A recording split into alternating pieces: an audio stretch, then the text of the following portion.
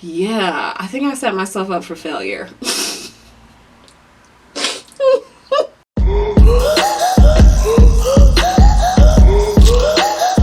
Hello everyone, I am Candra and welcome back to my channel. So today we are doing another mystery review. It's called The Fallen Angels Murder Club, Heroes and Felons. Like I have done for the last couple of movie reviews, I'm going to start off with reviewing the plot, which is really just reading the plot of what's on the website, going into my initial thoughts about the overall movie, and then going into the different scenes and just talk about things that caught my attention, and then speculating what's next. So let's get started. So we actually left, if you missed my last video, I speculated that the next movie would be about Jeffrey, and I was right. But I also was kind of wrong because it wasn't clear in the promos that it was about solving Jeffrey's murder, but I was partially right. Anyway, so let's get into this plot. Okay, so this is what the plot says. The members of the Fallen Angels Murder Club must band together again as they search for answers surrounding the death of their own. Hollis Morgan finds herself at the center of the investigation when a journalist reporting on the murder also winds up dead. As bodies begin to stack up and Hollis connects the dots, she must solve the murders before it's too late. So, my initial thoughts of this plot, again, I was just in love with the diversity of the cast. And I know that is just like, I know I keep saying it, but like, when you just seen a bunch of white people solving murders, it's really refreshing to have a cast of very diverse people doing the same thing. So I really applaud Lifetime for getting that portion right. Overall, I didn't really care for the plot. I mean, not necessarily the plot, but just how slow it was to get to the point. I found myself saying, man, this is really slow a lot of the times when, like, there were also some unnecessary scenes in here. I was just like, really? We're going to watch them eat and talk? We're going to keep that scene in. Okay. Also, I also wished there was a lot of character development. We saw a lot of character development in this episode that we didn't see last episode, and information that I wished would have happened in the previous episode versus this one. Last week's felt a little more rushed and not really covering some of the basics. But this week covered a lot of the basics that was missing from last week. So I was just like, so y'all just like flip-flopped. Y'all was like, well, they already here now, so we can just tell them the background of like Detective Faber and Detective Lincoln and like all these other people that I was just like, I wish this dynamic was explained last week.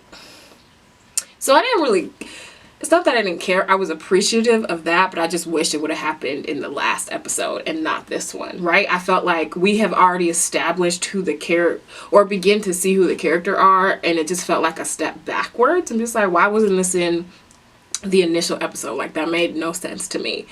And you know what? I'm actually going to put it below the middle, because there were some things that I was just like, why are we doing that in this episode? Why are we doing that? And so I think I would probably put this movie in the lower half, the bottom half, not at the middle, bottom half. Also, I figured out who the killer was because they did the exact same thing that they did last week. Because Kelly, the main actress, so the two people was Toni Braxton and Kelly Wu, I think her last name is. They were like the two people that was featured on the poster, and that turned out to be Kelly. Like, I literally wrote down at the first commercial break, are they doing what they did last week? And is Joelle is the character that she plays. I was like, is Joelle the killer? She was. Spoiler alert, she was. And I'm just like, ugh. Well, there's more to it. But still, I was just like, okay, that was super predictable. And I was kind of annoyed at that. I was just like, that was just me thinking something off the fly. I was just like, they're not going to do that again. And lo and behold, they did. So overall, the plot was a little disappointing, especially about who the murderer was, the details that should have been included last week. It was just unnecessary. All right, so let's get into some scene work. So I did my notes a little differently this time so I can stay on more focused and on task. We'll see how that goes. Okay, so let's talk about what happened. I have a summary statement of what happened before the first commercial break. So here we find ourselves trying to figure out who killed two people. So we find, obviously, from the last episode, we find out that Jeffrey was murdered, or at least dead. We don't necessarily know that he was murdered, but we do find out in this episode that he was definitely murdered. And we're introduced to a new character. Her name is Kayla, who is best childhood friends of Rena. She's a journalist, and she's currently investigating Dorian Fields, another new character who owns a charity and has been misappropriating funds for his charity or his nonprofit organization. And so she's an investigative journalist that's trying to figure out like why he's doing that or if he's doing that, and to confirm it. And so she has a source, and we find that she is clearly either Dorian or somebody from his organization is trying to stop her investigation by, hurting her. And they eventually do get her. She dies. So some of my thoughts from the scenes that happened before the first commercial break was start with the funeral of Jeffrey. And we learned that Jeffrey's death was announced by a stranger. So that text that they all got at the end of the episode was actually from a stranger. It wasn't from, I assumed from that text, I assumed it was like someone they knew, but it was completely from a stranger, from a random number that texted them to let them know that Jeffrey was dead. And it was also fitting that the title of the book that Jeffrey sent them before he died was called The Fallen Hero or something like that. And I was just like, that's fitting. They get that book from Jeffrey. Miller discovers that in the last couple of pages of the book, there are numbers that Jeffrey wrote in there to alert them that something ain't clean in the milk and they should do an investigation about his death. And then we're also introduced to Brian, who was Jeffrey. We are introduced to two people in Jeffrey's lives. Brian, who is Jeffrey's son, and Joelle, who is Jeffrey's wife and Brian's stepmom. And so Brian is already setting up the scene to get to let his stepmom take the fall for this there. He like, girl, it's her. I was just like, wow, well, we're just like not pulling punches. And so, oh yeah, okay, some scenes that probably could have went. So when Gene, Kayla, and Rena meet up for dinner, and there's like this whole montage of them eating and talking. I'm just like, this was a pointless scene. Could have cut it. And then like when they leave the restaurant, I wrote, they clearly have been drinking at the restaurant. And so like Gene and Rena start to walk this way because they realized they were parked in the opposite way of Kayla. And I was like, I wrote, what kind of friends are these? I don't know about you, but when I am out with friends, when I did have a car, my friends we would all like walk together to each other's car. Kayla almost gets hit by that car because her friends didn't follow her to her car.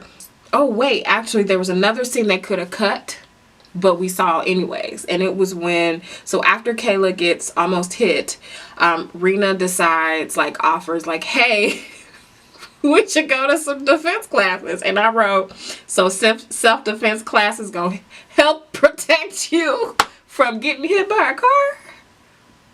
How did we get from, like, that don't make sense to me. But nonetheless, they go to self-defense classes. And again, it was just a montage of them, like, fighting. Excuse me. Learning self-defense techniques, which I was just like, okay, they could have cut that scene. I was just like, no, we could have cut this scene. But they kept it in there. I was just like, okay, this is really slow. And so, like, after that, we kind of go, the next time we see Kayla is when Rena's going to meet up with Kayla and finds Kayla's door slightly ajar and decides to touch the doorknob as she walks into the house to make sure that Kayla's okay. But obviously she's not, because she finds Kayla in her car with the car on in the garage. So Kayla is now dead. And so some of my predictions at that first commercial break was maybe stepmom Joelle is having an affair with Dorian Fields. Called it. Second thing that I also speculated here was, could Joelle be the killer like they did in the last episode?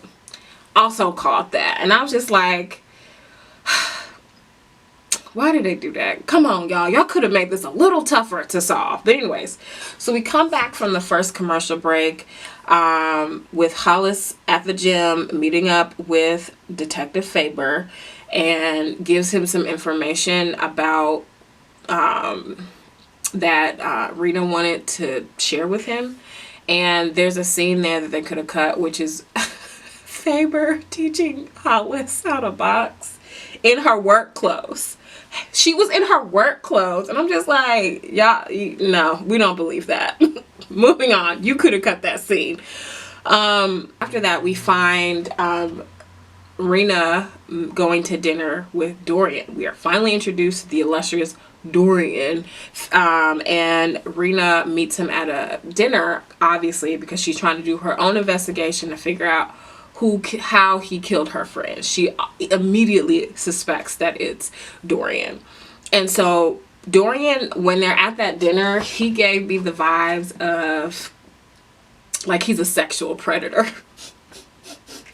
I don't know why. I mean, I do know why. Because he has those, like, you see kind of later in the episode that he just, like, really touchy-feely in a way that guys that have shown to have been proven to be sexual predators that I know or know of.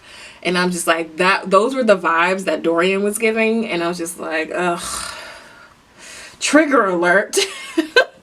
We find ourselves following the members as they begin to use their sleuthing skills to figure out what Kayla knew and how Jeffrey was connected to Kayla. After Rena's dinner, she and Jean and Miller sneak into Kayla's house and goes through her stuff to try to figure out who her source was and just find any information that they could from her investigation into Dorian. And they find a note a note on Jeffrey's like sticky notepad with his name on it, with Kayla's full address on it. We also learn before the second commercial break that Abby and Jeffrey apparently, or could be, having an affair. Because they did, like, you know how Hollis kind of goes back and remembers the clues. And so she thinks that she's speculating in her head, or putting it together in her head, that Abby and Jeffrey were having an affair. And that is confirmed when we come back from commercial break 2 to see Abby and Hollis having a come to Jesus moment at the loft where Hollis then asks about, you know, if they were having an affair. Abby explains that it wasn't necessarily a full-on, full-fledged, long-term affair, but they did have a weak moment together, because they clearly, Jeffrey and Abby, are having marital issues, and so they found comfort in each other. And I said, Abby, yet again, is a suspect for another murder. At least she didn't die. We also find Miller, who again had committed some sort of computer crime, and he on the computer again hacking. Oh, and so while Miller is on the computer, he cracks the code. So he finally figures out that the numbers mean something. Obviously, we knew they meant something, but he figured out what exactly they mean. And so we come back from the third commercial break to find that those numbers put together go to a Cayman account that Jeffrey owns with $5 million. And I write, how he got $5 million? On a parole officer's salary? And then I also wrote here that Jeffrey probably didn't write that note. It was probably Dorian or Joelle. Because again, I assumed from the first commercial break that it was Joelle, and I was correct in assuming that. And so I also speculate here, and this is right at the fourth commercial break, I speculate that it's either Joelle or Dorian who killed Jeffrey, and Jeffrey was blackmailing, and the reason why Jeffrey was killed is because Jeffrey was blackmailing Dorian, and that's how he died. And so that was my speculation about Jeffrey's murder. We already know why Kayla was killed. Kayla found some information, and Dorian killed her. We also learned here before the fourth commercial break some information, more background information about Detective Faber and Detective Lincoln that we probably should have learned in the last episode, which is Lincoln did some things, had an IA investigation, and now people don't want to work with him. Surprise, surprise. So anyways, so it was Raina's window that got shot. And so clearly somebody is trying to scare Rena about, you know, investigating Kayla's murder further.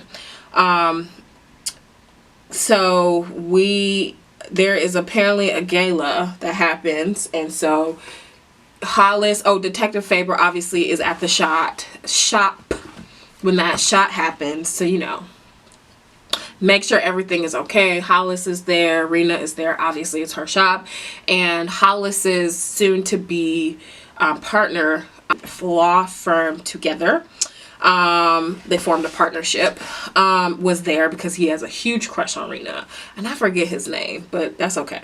He's not important. He's not really important, let's be honest.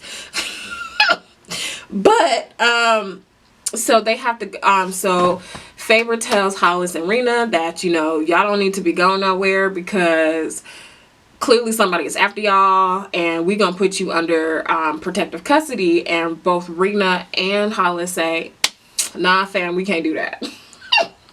We can't do that because we have a gala to go to tomorrow. And so this is the perfect setup for a fake date that happens with, oh boy, I can't think of his name right now, that has a huge crush on Rena, to go together, and then Hollis and Detective Faber to go together. Haha, saw that coming from a mile away. So, so then the next scene we see is at the gala. Hollis comes down the stairs in this basic dress, and I'm just like, this what y'all put her in to go to a gala? For real? A gala. What's her name? Holly Robinson Pete was more dressed up than that when she went to somebody's house. Anyways, and I was really upset about the fact that not only just they put her in that ugly basic dress, but they also like made it seem as if she looked so good. Lord help. I was just like, okay, I guess. Anyways, so here comes Dorian the creeper, you know, talking to folk and just be extra touchy-feely. And we find out throughout this that Joey, who is Dorian's business partner that he's been talking about this whole time is actually Joelle. Joelle is Joey. And that surprised me because I was like, I was like, of course Joey is a nickname for Joelle, but I didn't put that together. So that was that was the one thing that surprised me out of this entire episode. And so we come back. Now, before I even get here, I felt like after we find out that Joey is actually Joelle, I feel like everything that happens after this was completely rushed. And I felt like they were just rushing to get it done because they took their sweet time to get here and included scenes that should not been here. And now we get here and it's like, rush, rush, rush, rush, rush, rush, rush. Now we got to let everybody know what happened quickly. I'm just like, okay. So we come back after Joey is revealed to be Joelle. We come back from the 5th commercial break where Rena and Hollis tries to find some information about Dorian, or not necessarily Dorian, but Joelle, to find something that she wrote on to compare her handwriting to that note that had Kayla's address on it, to connect the two together. And so they trying to break into somebody's office, and we turn around and Joey, aka Joelle, is pointing a gun at him, and she basically confesses. I believe she didn't know about the $5 million, but I was still a little suspicious about her saying that she didn't kill Jeffrey, but we'll see. So I have right now, at the 6th commercial break, I said, confirm that Joelle is the killer. My suspicions from commercial break was true.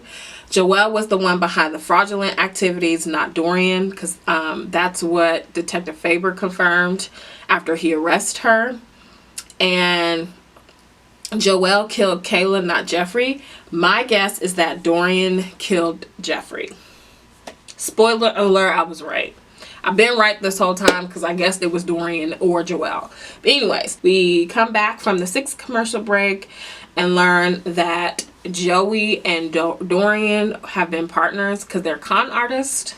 So they were both into the fraudulent activities, stealing money from folk and not giving it to the charities that they said that it was giving it to. I was wrong. So I earlier speculated that Jeffrey was blackmailing Dorian, but I was completely off on that. So, but at this point, while they're wrapping everything up, it's there's still 15 minutes left of episode airtime, and I was just I wrote here, seems to wrap up too neatly. Maybe the son Brian figured out the $5 million and killed his dad for it, because they never really confirmed before the 7th commercial break that Dorian actually did it. Dorian kept denying it. He's like, it wasn't me, it wasn't me. So there was no actually real confirmation that he did, but obviously when we came back from that last commercial break, it was yeah, he did it. So we come back from the last commercial break in this show, and Brian sends Hollis a note basically explaining everything that happened. Jeffrey took a payoff to pay for his dead wife's medical expenses, and that's where that $5 million came from. Was not a setup. He, took a payoff, created the account. But then again, that don't make sense though, right? Now that I'm thinking about it, then what was the reason? If Jeffrey was the one that set up, that took a payoff, set up this $5 million, what that got to do with Joey and Dorian?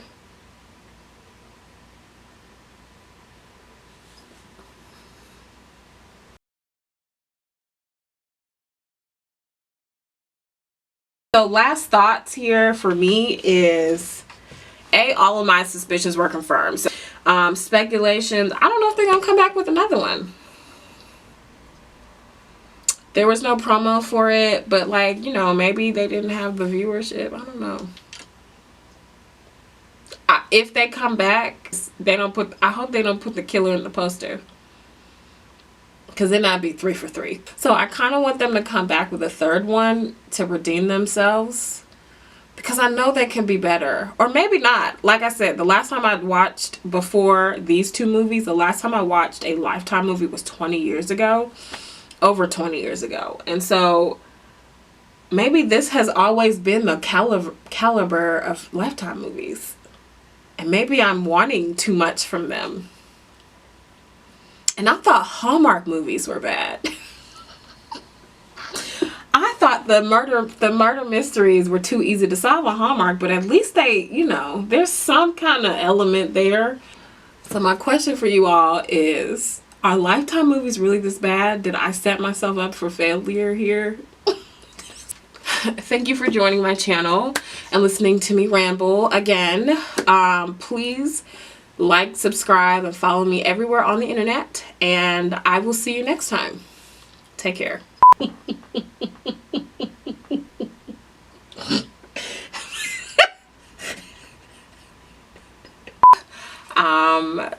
It's called the Fallen Angels. It's called the Fallen Angels Hero. It's called the Fallen Angels Mystery Murder Club. So, like I do, I've done for a couple.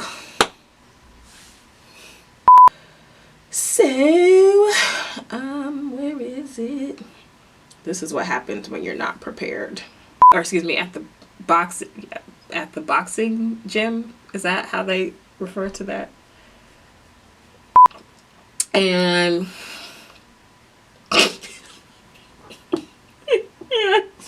he basically tells her, I'm sorry.